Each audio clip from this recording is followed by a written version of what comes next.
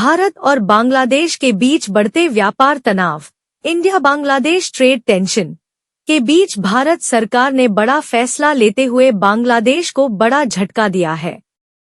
इसके तहत बांग्लादेश से जूट और इससे संबंधित फाइबर प्रोडक्ट्स के आयात पर ज्यादातर रूट पर तत्काल प्रभाव से प्रतिबंध लगा दिया गया है।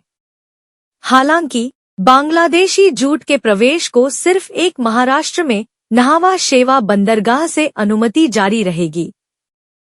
सरकार की ओर से यह कदम अनुचित व्यापार पर अंकुश लगाने और घरेलू जूट उद्योग की सुरक्षा के मद्देनजर उठाया गया है।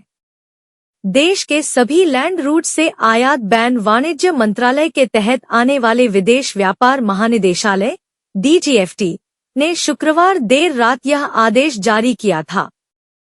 PTI के मुताबिक इस फैसले के तहत देश भर के सभी भूमि रास्ते, लैंड राउट्स और बंदरगाहों पोर्ट्स को शामिल किया गया है, जिससे न्हावा शेवा को छोड़कर बांग्लादेशी जूट उत्पादों के आयात पर प्रभावी रूप से रोक लग गई है। गौरतलब है कि दक्षिण एशियाई मुक्त व्यापार क्षेत्र SAFTA के तहत बांग्लादेशी जूट को लंबे समय से भारतीय बाजारों में ड्यूटी फ्री पहुंच हासिल थी। क्यों लेना पड़ा भारत को ये फैसला?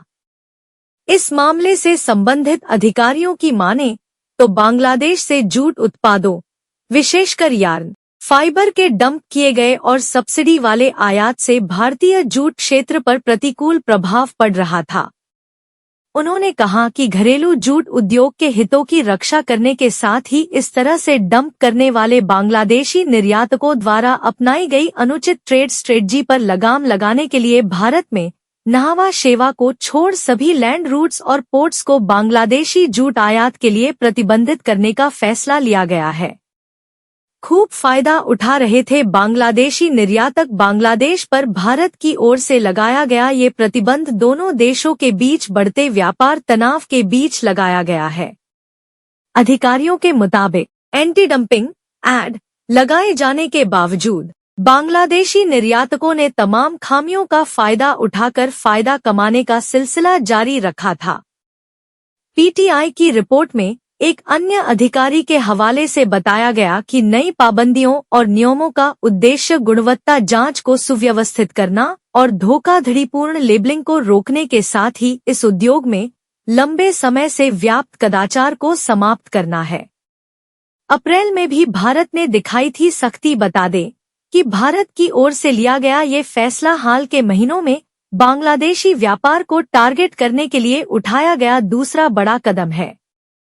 इससे पहले अप्रैल में सरकार ने एक महत्वपूर्ण ट्रांसशिपमेंट सुविधा को वापस ले लिया था, जिसके तहत बांग्लादेश को भारतीय भूमि सीमा शुल्क स्टेशनों और बंदरगाहों के माध्यम से तीसरे देशों को निर्यात माल भेजने की अनुमति मिली हुई थी।